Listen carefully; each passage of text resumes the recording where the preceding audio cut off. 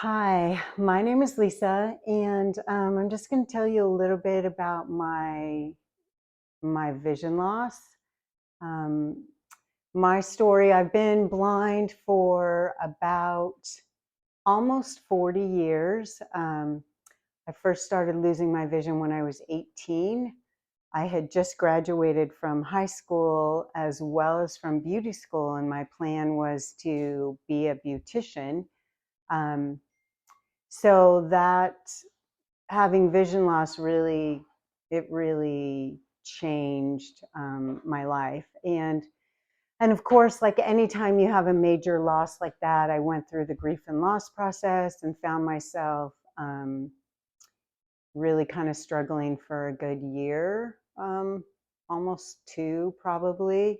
um, but then I was able to get connected with some rehabilitation services, and that really helped me a lot. They hooked me up with some magnifiers, and so I was able to adapt to that level of vision loss. I went ahead and went to college and got a degree in social work.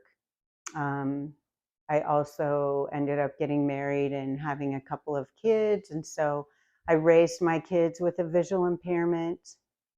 um, so that was fun. That was kind of different. They kind of just knew the rules about, you can't, you have to tell mom when you're out on the playground or whatever. And so we kind of adapted that way.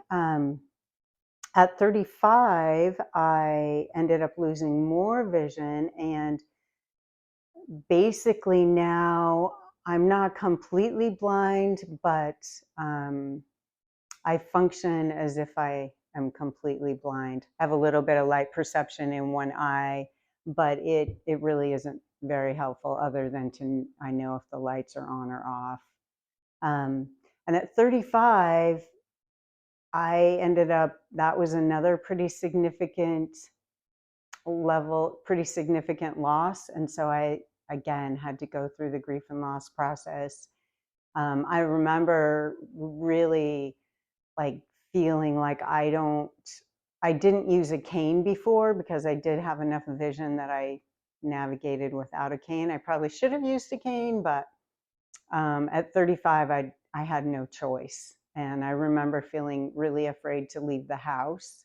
Um, and so that was a really tricky time for me. It was also really hard on my family. It was hard on my kids because, all of a sudden I'm using the cane and mom's not doing things in the way that she used to do.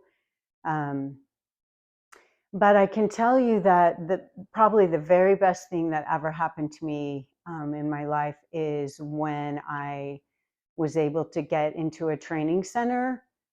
So training centers are where you're able to learn the non-visual skills that you need to basically to function in the world, and those would include like braille, assistive technology, the ability to use the computer non-visually, orientation and mobility, which is the use of the white cane, as well as activities of daily living. So that's where you learn how to do all those things that you need to be able to manage your daily life, cooking, cleaning, laundry, all those kinds of things.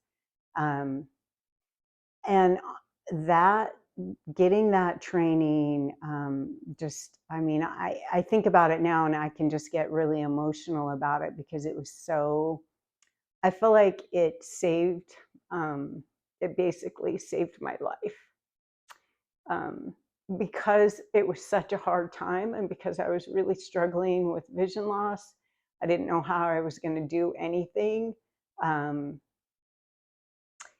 the training really did save my life. And so I did do training. I was in the training center for about 6 months and I learned all of those skills. Um, and then from there, I was able to go back to navigating my life. And um, because my degree was in social work, I went to work for a small agency doing social work. Um, And now at this point, I actually do work for the Idaho Commission for the Blind, and I teach other blind people how to adapt to vision loss. So that's been really fun and really cool. I wouldn't have ever thought that would have been the job that I would have had, but it's really great. It's fun to be able to share the skills that saved your life with other people so it can also help them. Um, and now, so between working, now I am a fairly new grandma, and so I'm having lots of fun with my grandkids, figuring out, how to interact with them with no vision. So that's been really fun.